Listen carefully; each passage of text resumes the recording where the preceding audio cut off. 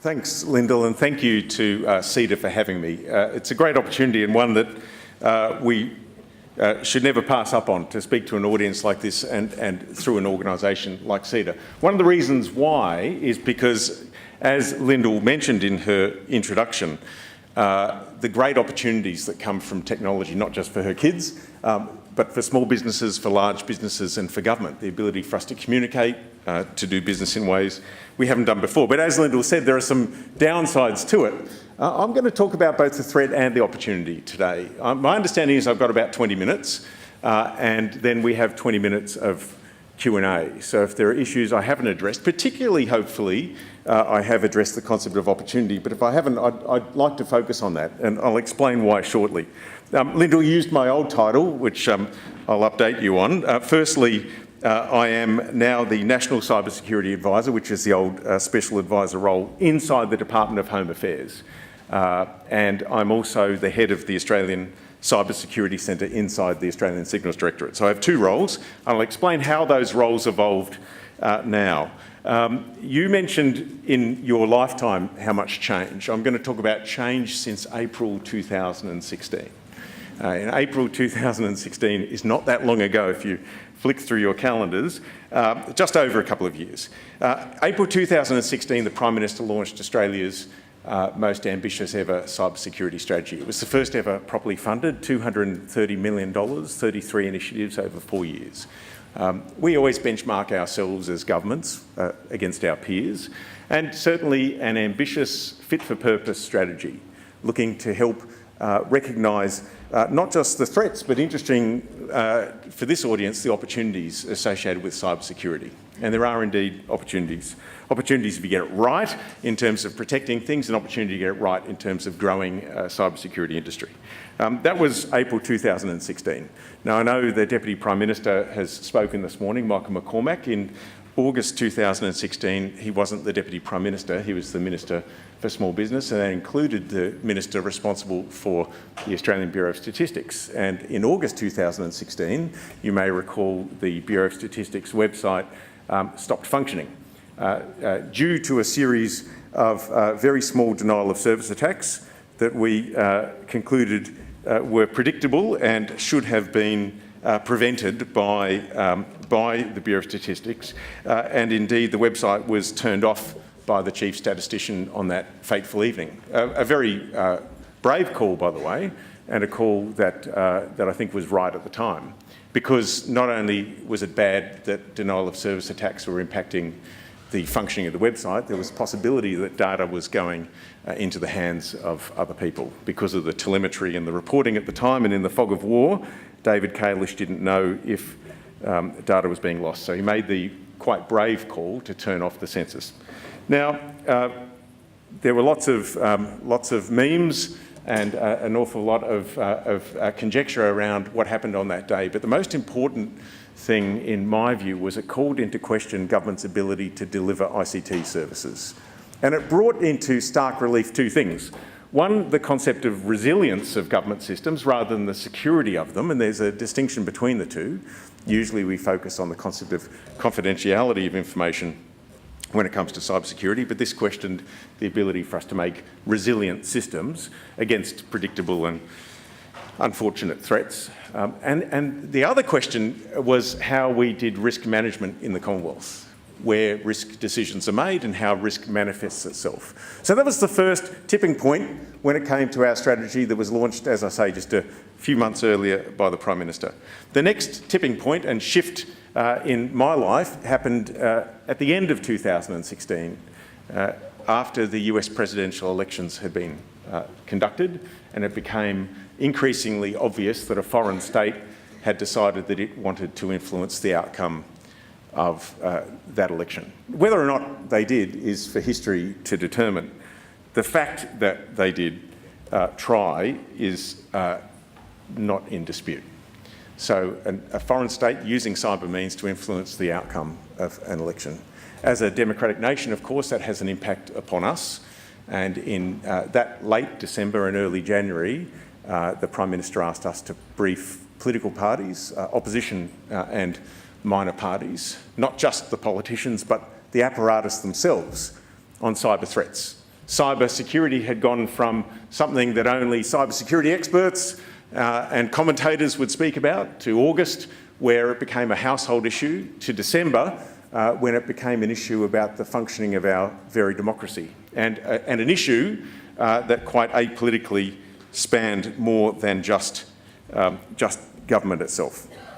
And I would say to you that it is an apolitical and non-politicised issue, cybersecurity, as well it should be, because it's got to do with the functioning of machines and how those machines impact upon our lives.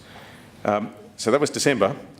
May and June 2017 proved to be yet another tipping point and another shift in what we had to do from a cyber security perspective, because they were the first times we saw the concept of a pandemic when it comes to cybersecurity threats. In May 2017 was the WannaCry global ransomware campaign, followed in June 2017 by the NotPetya campaign.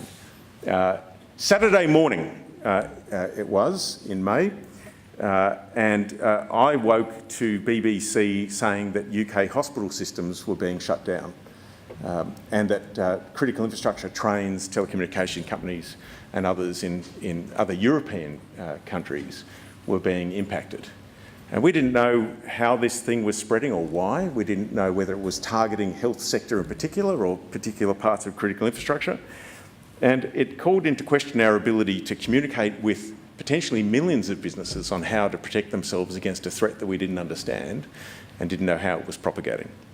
And again, we were called that was called into question in June 2017 as well. The NotPetya example shut down port systems around the world with one of the global shipping companies unable to operate, causing hundreds of millions of dollars worth of damage to them, and obviously causing significant economic impact at the same time more broadly. Now, both those examples we ended up attributing to nations. The first, WannaCry, to North Korea, and NotPetya to Russia.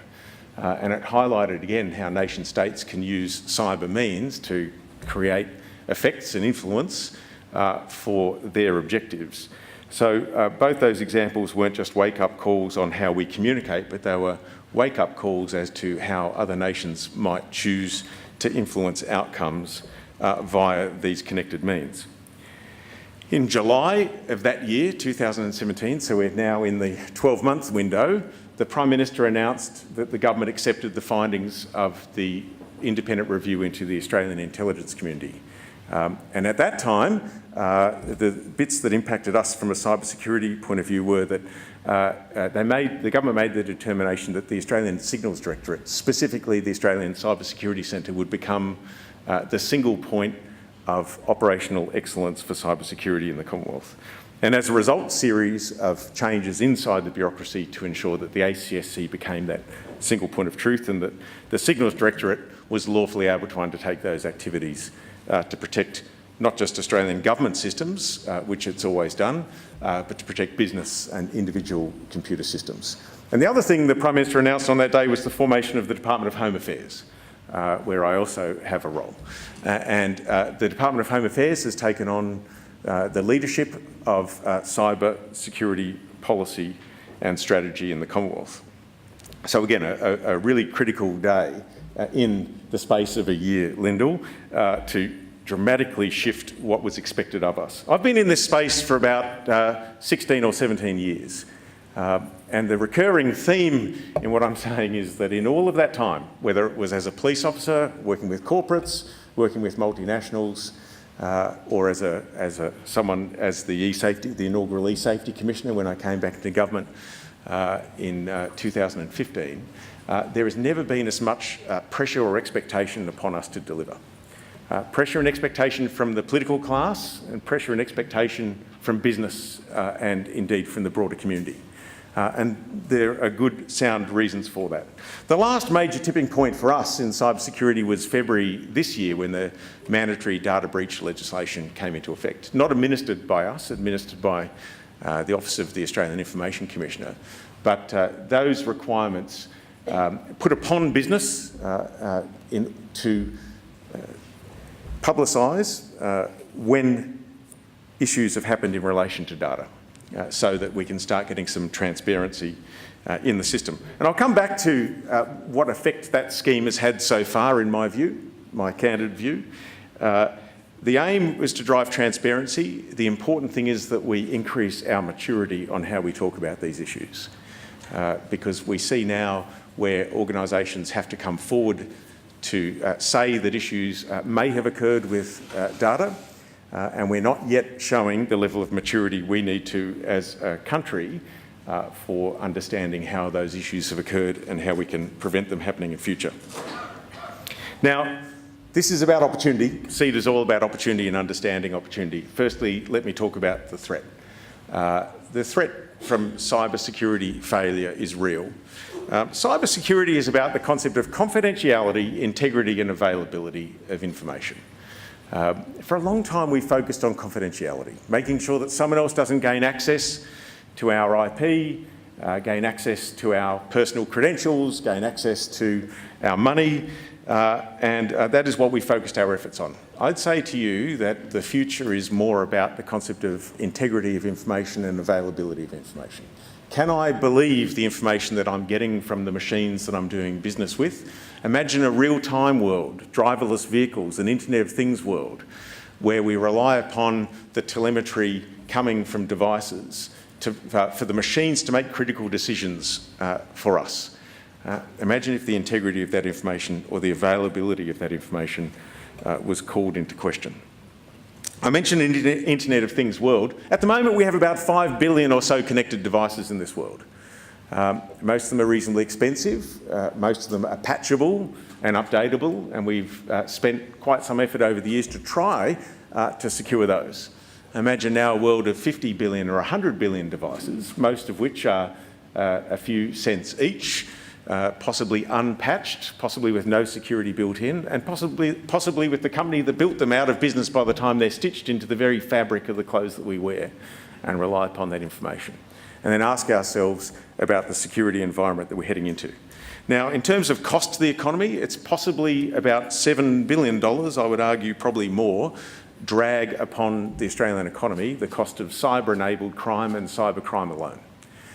So it is a demonstrable impact upon our economy, and in terms of human suffering, clearly more.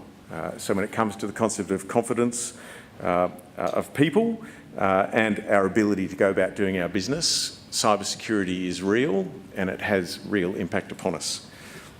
But if we get cybersecurity right, as the Prime Minister envisaged in April 2016, it's an opportunity.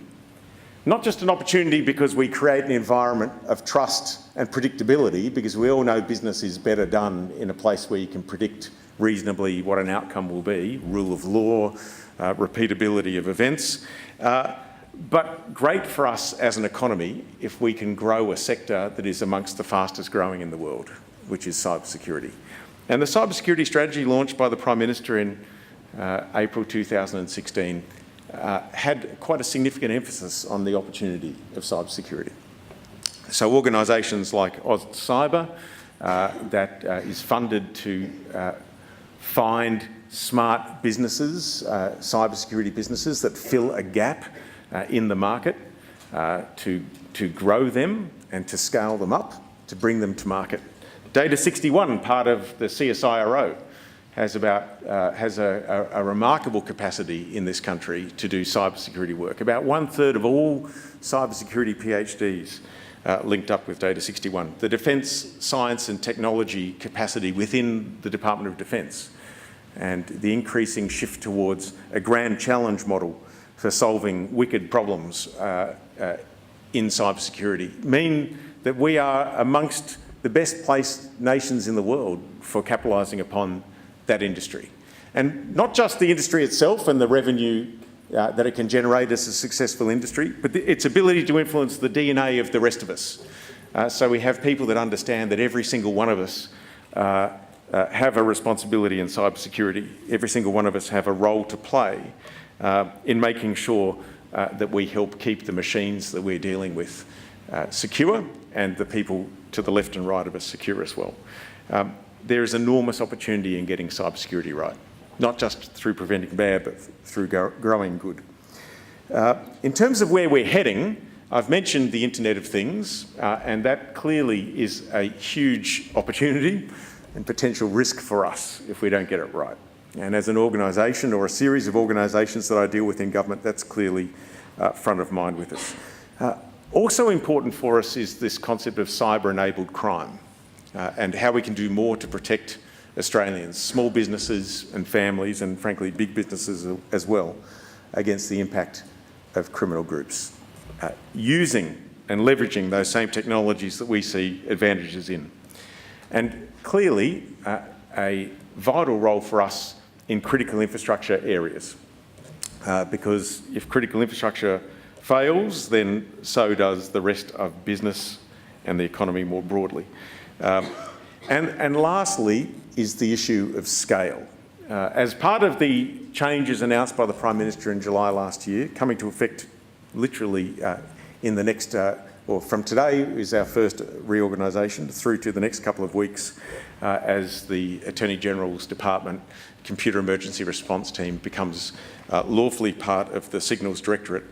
We now have a footprint in the major capital cities in Australia and more to come. So we have offices now in Brisbane, Sydney, Melbourne, Perth and soon Adelaide, so that we actually have a physical presence. And if I can give you an example of how that physical presence that traditionally we haven't had as Canberra-based intelligence agencies like ASD, is the Page Up people compromise of a few weeks ago. For those who don't know Page Up is an innovative cloud-based company providing HR services, often integrated into businesses' HR workflows. A couple of hundred corporate customers, including government, and a couple of weeks ago came out publicly, based on the mandatory data breach legislation, to say that people unknown had accessed their systems. Now, there are a few things to say here. Firstly, I've come out publicly in a joint statement with the Privacy Commissioner to try to put in perspective the Page Up incident. I'm at pains to say there's a difference between a person gaining access to data and a person exfiltrating data. I have no doubt that someone got into the Page Up systems, but I'm not convinced necessarily that any data was stolen. The reaction of the market, however, was different and to me lacks maturity. The type of conversation that I saw played out in the mainstream media and online in relation to Page Up demonstrates that lack of maturity. The lack of ability for us to distinguish between those two things, someone breaking into a house but not necessarily leaving with what they broke in to steal, is important for us to differentiate. It's also important for us to understand that there, but for the grace of God, goes pretty much any business. And that we need to learn from the examples of other people's loss to try to reduce the likelihood of them happening again. David Kalish at the Bureau of Statistics is a classic example of that. David's loss in August 2016 was a gain for the Commonwealth, for us to learn about resilience, to talk about risk and to be more mature in the discussions. And we need to take those opportunities to learn and to change the way we do our business, or else we constantly, and we will constantly, be going down that same path. That's my role. I deal with failure. I'd like to think I deal with lots of other things, but primarily I deal with when we miss. And there's a lot of misses in an economy like this. So what did we do with the JCSCs, these new joint cybersecurity centres that come from the Computer Emergency Response Team? We had something like 500 business folk through our doors in the space of a week, where we brought together the victim, because remember Page Up was a victim, and their technical experts and ours to meet the market and explain what we saw in a way that we'd never done before, in a scale that we'd never done before, with a speed we'd never done before, to try to create transparency and openness so that we can help not just the victim business and the potential secondary victim businesses, and then the potential tertiary victims being consumers and others who'd taken part in HR exercises with the various companies. To use our scale and our new way of working to do better, to fight the people that are trying to give us harm or cause us harm. So in the 15 or so years I've been in this space, whether it's as a police officer or someone working in corporates or working in universities or as a regulator, as the Safety Commissioner, or in these various roles I've had in the last 2 long years or so since the Prime Minister launched his strategy, I've never seen as much pressure or desire to be achieving good when it comes to cybersecurity. For the debate to leave those people that are technically expert and to enter a broader economic and social discussion. This is both a technology and a social problem. I met with a CEO of a global company the other day, and he said to me, "You've got to bring technology to a technology fight." It's true. If you're in a gunfight, don't bring a knife. We certainly need to bring technology to a technology fight. But this is a social problem. This is about human beings. Those of us who operate the machines, those of us who program the machines, those of us who use the machines, all of us have a role to play, and this is a social problem, which then parlays into an economic issue for us to talk about. Whether you're a big or small business or whether you're a family at home, this is an issue that needs to be talked about and talked about widely, even if you're not technical experts. And for the first time in all of that time, I can say that I'm actually seeing that occurring. And it's not just government wanting it for us. And by the way, it's not just the Commonwealth Government that expects us.